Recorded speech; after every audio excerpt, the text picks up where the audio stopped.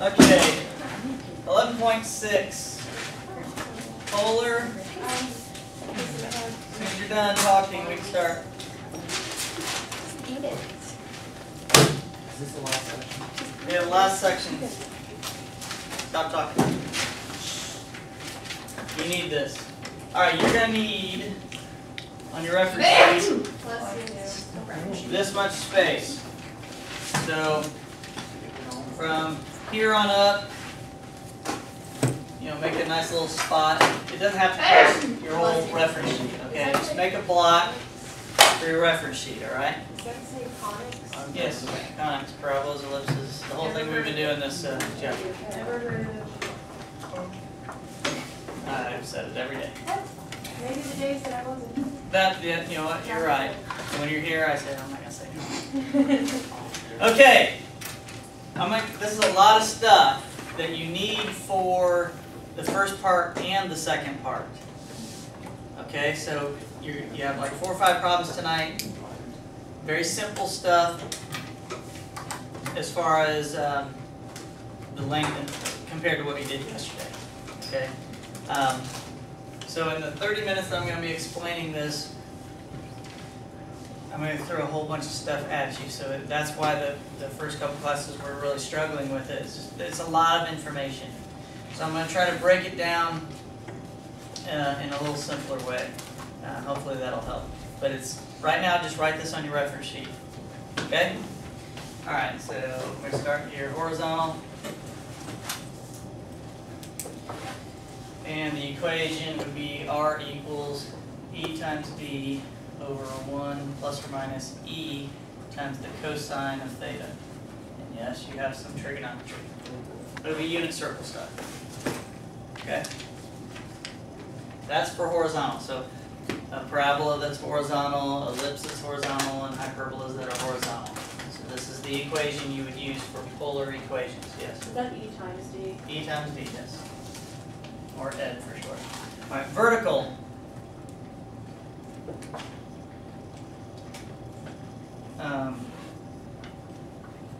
R equals E times D. Again, 1 plus or minus E times the sine of theta. So this should be pretty simple to remember. Cosine is usually your x values, so it's horizontal. Sine is usually your y value, so it's vertical. Now, how do you know if it's plus or minus? That's another question that we're coming up with.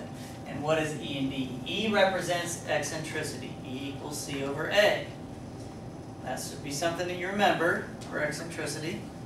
And tonight they're giving you E.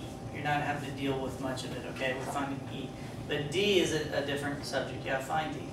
So D, first of all, if D is greater than 0, it opens to the left or it goes down.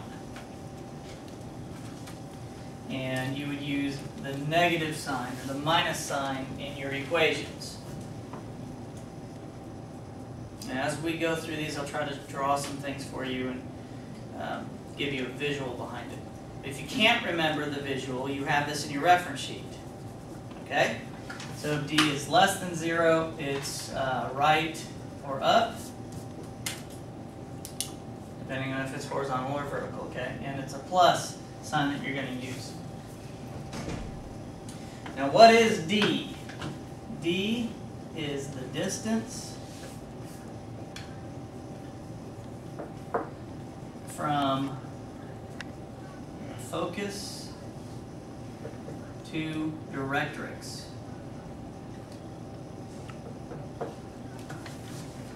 From the focus to the directrix, not the vertex, not some other point, not a point on the line. From the focus to the directrix. You say, oh, directrix, so we're only dealing with parabolas. Wrong again. Ellipses and hyperbolas have directrixes as well. We just never needed to use them. Okay? So yes, that is going to mess you up a little bit. But not today. Okay? Now, that's the top part of this. If it's a parabola, then E equals 1. So today on your homework, If they don't tell you what E is, and they tell you it's a parabola, then you know E is 1. And today, if they tell you it's an ellipse, then you know E is not 1, and they're going to tell you what E is. But in general, E falls between 0 and 1 for an ellipse. And a hyperbola, E is greater than 1. Excuse me. So this is really used for the second part of our instruction, where you're going to have to actually show why, how you know by looking at this if it's a parabola, ellipse, or hyperbola. And how you do that is by figuring out what E is. But tonight, really, they're going to tell you what E is, unless it's a parabola. And then you know E is 1. Okay? That's important for when we're trying to figure some things out. One thing you need to understand is these two things have to be 1. Now they're not going to be when you're done with your equation today. When we're trying to figure out D and E, to do that, those two positions have to be 1s. Just like when you're doing hyperbolas and ellipses, they weren't necessarily 1s until we put them in the correct position, in the correct standard form. Okay? So again, this would kind of be the standard form where those are 1s. All right, having said that, E, we know is eccentricity, or C over A.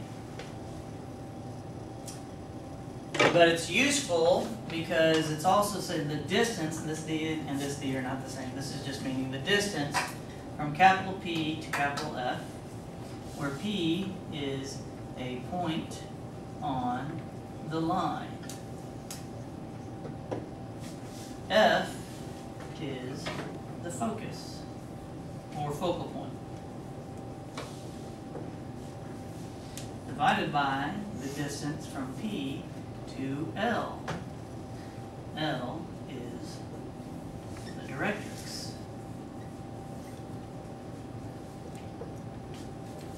D is the distance from the focus to the directrix. Not this D. Okay. This is just saying the distance here. That's all it's talking about. This will come into play in one of the problems, but most of the time we won't use it.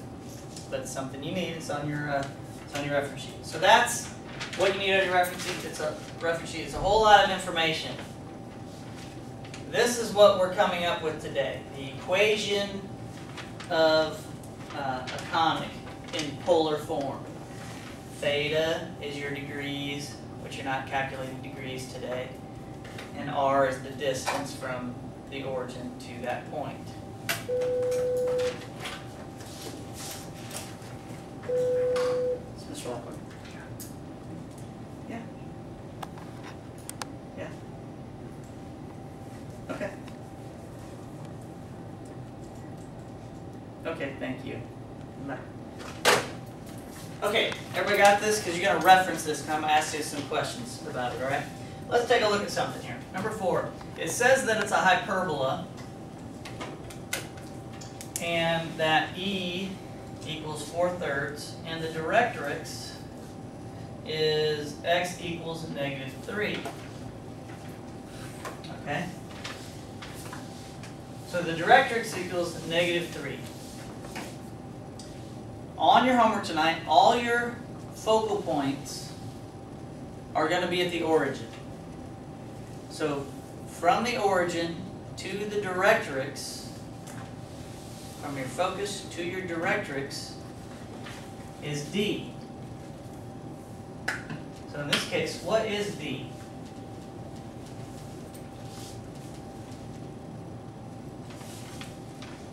If your directrix is at -3, just for a visual here, x equals -3,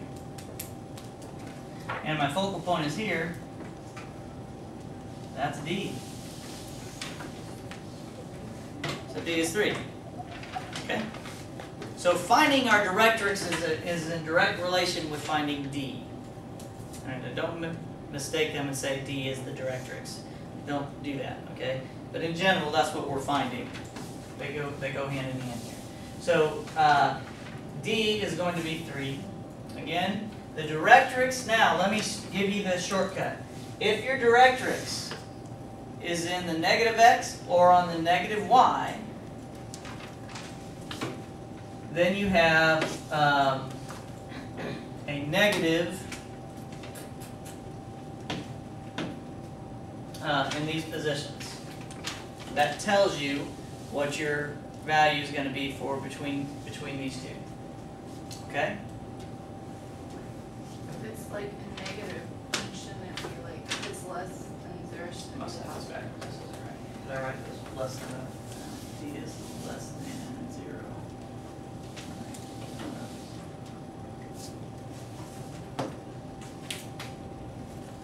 Yeah, I wrote this down. I said that right. I wrote these down wrong. D is less than 0. Less than 0, right? Or, yeah, it's negative. I said that wrong. Sorry. Change those. Because this is your shortcut here. If your directrix is in your negative x or your negative y, that tells you these are negative. These are minus signs. Okay? Alright, now, got that part down? So that's how you start. So let's just take a look here. R equals E times D over 1. We know it's going to be minus. We just said that. Now, my next question is this hyperbola horizontal or vertical?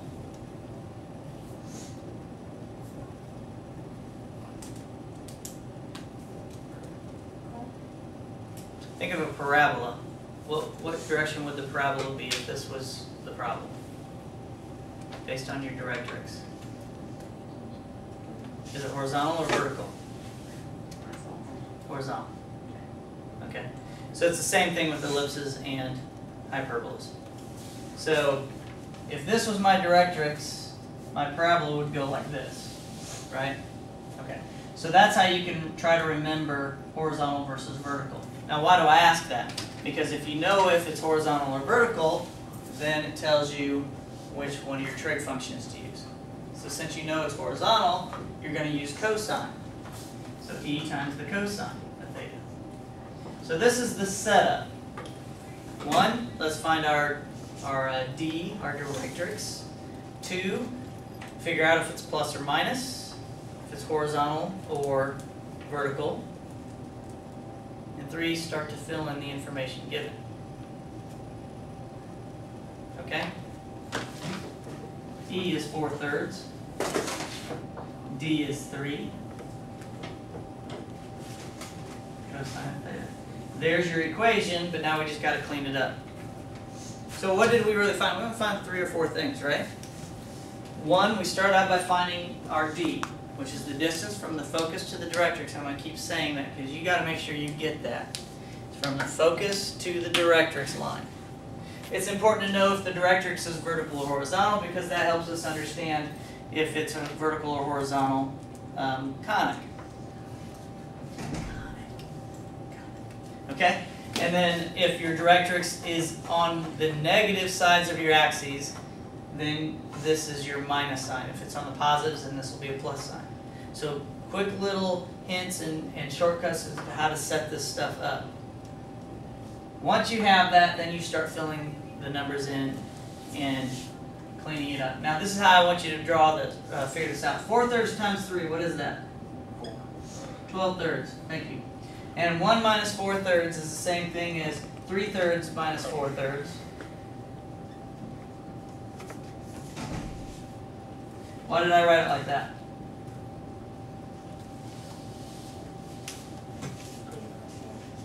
Because what? Yeah, the 3's will cancel out, won't they? So the answer is, to this equation, R equals 12 over 3 minus 4 cosine of theta. That is the equation of a hyperbola in polar form. Yeah. Why is it negative? Not negative, why is it a minus sign on, in the denominator? Yeah. I'm confused. Because, first of all, the shortcut, let's revisit the shortcut and I'll tell you why. Your directrix is on the negative x-axis. If it's on the negative y-axis, this will be a minus sign. Okay. Okay? Because this distance really can't be negative, right? So, even though this says d equals 3, okay, and d is greater than 3 is greater than 0, the point is this is on a negative side. So this is really considered to be negative. Okay? So consider it, think of it like that. You're in the negative side, so we're going to say d equals negative 3 at this point. Okay. Alright? So, and this was me. This is not in the book. This is me writing some things down, trying to figure out a quick way to write the equations. So you look at this stuff right here. This, you want to know how much you got in the book? You got this equation, and it says either cosine or sine. You don't have this. You don't have this. You have bits and pieces of this. You have this, and bits and pieces of this. You don't have this stuff. So as you read, and this was just reading through the whole thing and doing something. I did all your homework, okay, again, and trying to figure out the best way to put something on a reference sheet that you can reference, make sure you remember, because in 2 weeks you're not going to remember that stuff, okay? All right, so this is really negative 3, though distance can't be negative, all right? But if you got a negative value here for your d, this is how you're going to use to figure out whether or not you got plus or minus. The other point is this. If you want to know what this looks like, then you start plugging in pi over 6, pi over 4, pi over 3, pi over 2. And you do these calculations and you plot them on your polar coordinates, polar axis. But then if it's greater than 3, shouldn't it be a positive? Huh? So No, 3 I is said greater d is negative 3. So if d is negative, you're going to have a minus sign.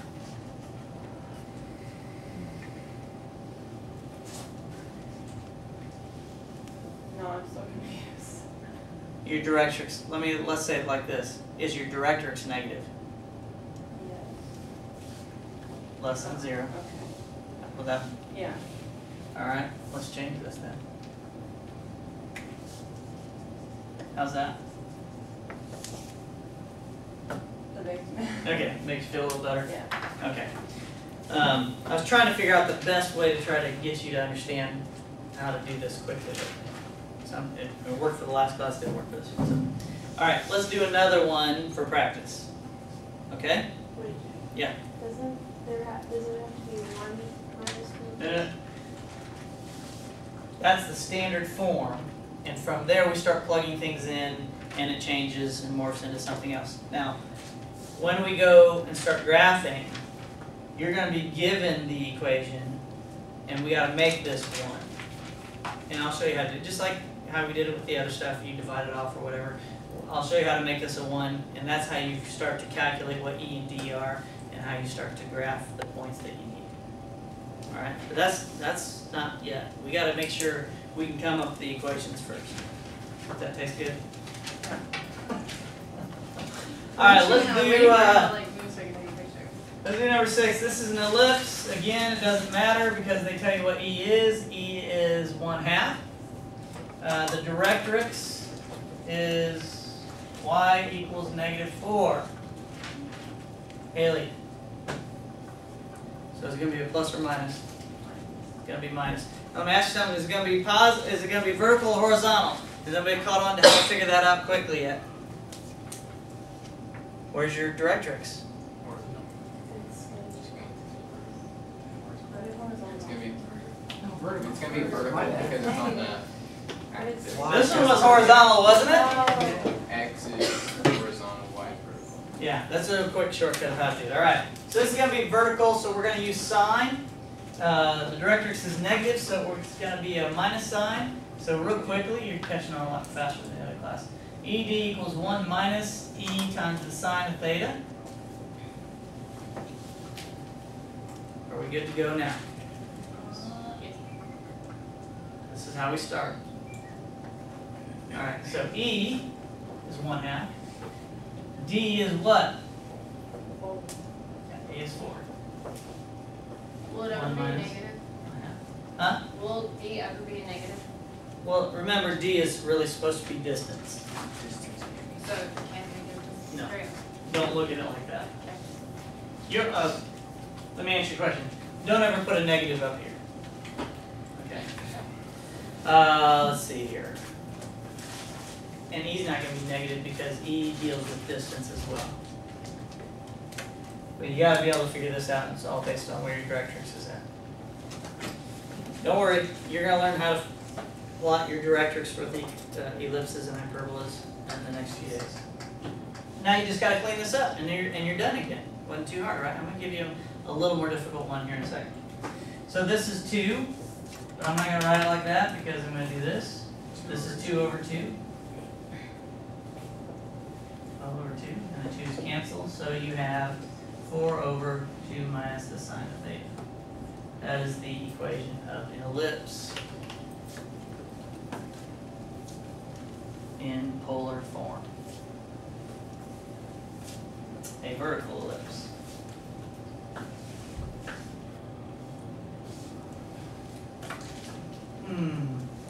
At the moment, I can't really look at these and say, oh, this is an ellipse and that's a hyperbola. Doesn't mean anything to me. Okay? Not yet. Great. Now, you kind of caught the hang of this. I'm going to throw a little bump at you, okay? This is an ellipse. Again, if it's a parabola, what's E?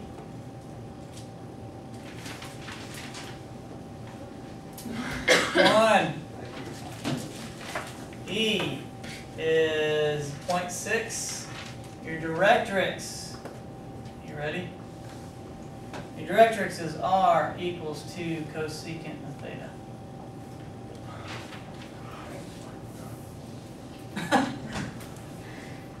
Remember back in chapter 7 and 8, and no, That's right. and let me just talk. Let's see if I can talk you into giving you the answer here. Here's your unit circle. Here's theta. This was x, this was y, and this was r, wasn't it? Yes. Okay.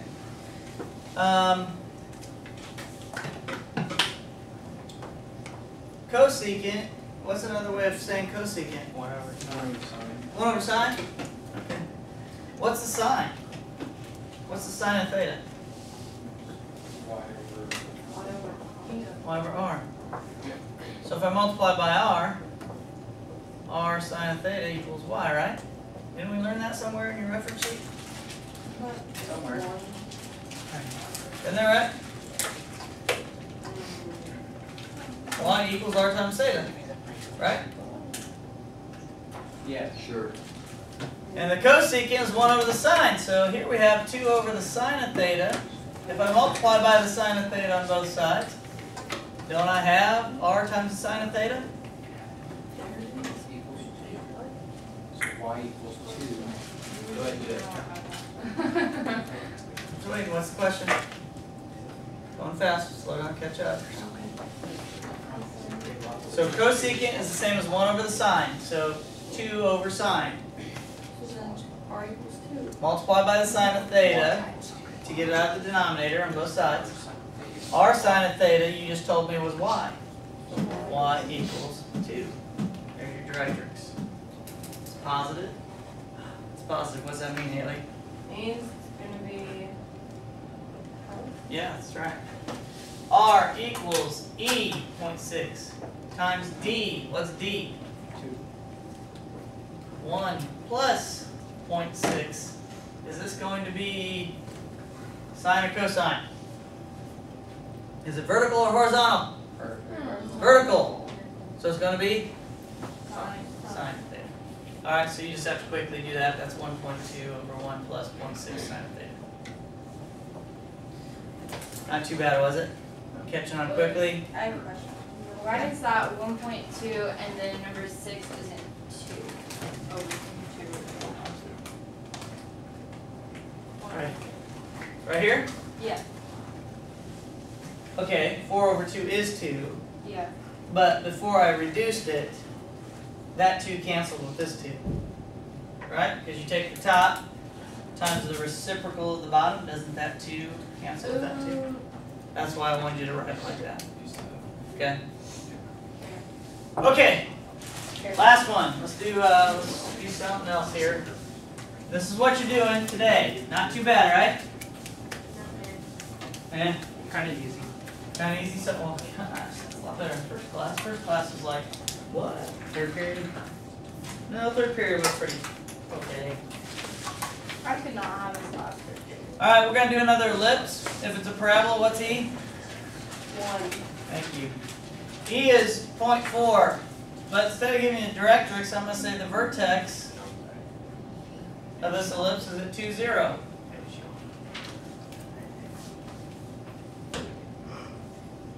No, I don't know what to do. I don't even get it. You what? I'm confused. I don't know why you shoot. Why is it 1 though? Why you keep saying 1? If it's parabola, E is going to be 1. But I'm just getting you to say it because you're gonna have a parabola on your homework tonight, and it's not gonna tell you what E is, and you're gonna come in tomorrow and be like, I couldn't do this one because I didn't know E 1. for a parabola. Yeah. That help? Yeah. So what's E when it's a parabola? Okay. This helps to actually have a little bit of a visual so that we can talk about what it is we're doing. My vertex is at 2, 0. Where's the focus? What did I tell you at the beginning of class? 0, 0. 0. Yeah. If this is the focus, and it's an ellipse, and this is the vertex, doesn't the ellipse have to go like this? Yes. And somewhere over here is the other focus and the other vertex. So it's horizontal. So x equals 2.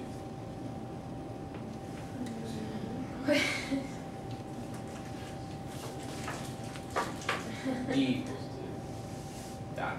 Let's keep going. Is it horizontal though? Okay, remember I said this was going to come into play? Oh, yeah. Yes. Okay. You say, well, I already know E. Well, great. So E is 0.4. E is equal to the distance from a point on your line, the closest point on the line, to the focus.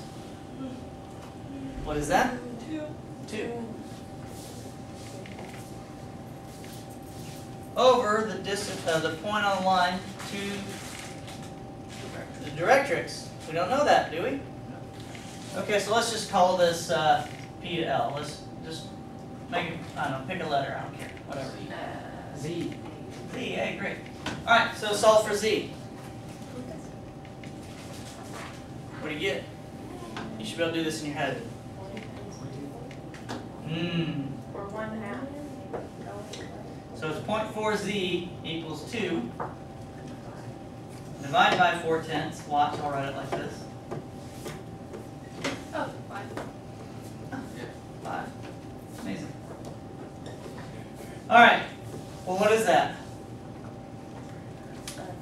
The distance from a point on the circle, the closest point on the circle, to the directrix. 5 more units from this point.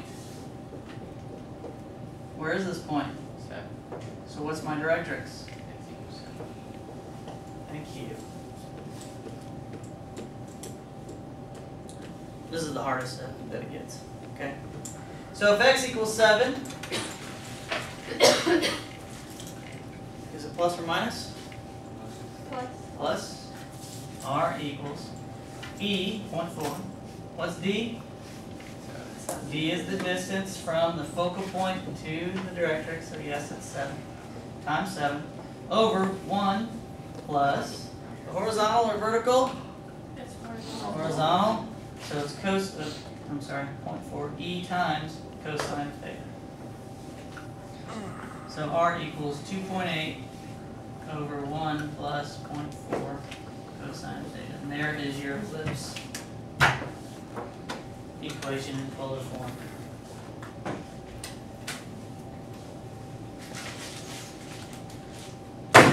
Where did you get? Okay, so what we found here for z is 5. That was this piece right here, right? Which is the distance from a point on the ellipse to the directrix, the closest point on the ellipse to the directrix. So from this point to the directrix is 5 units. That's what we found.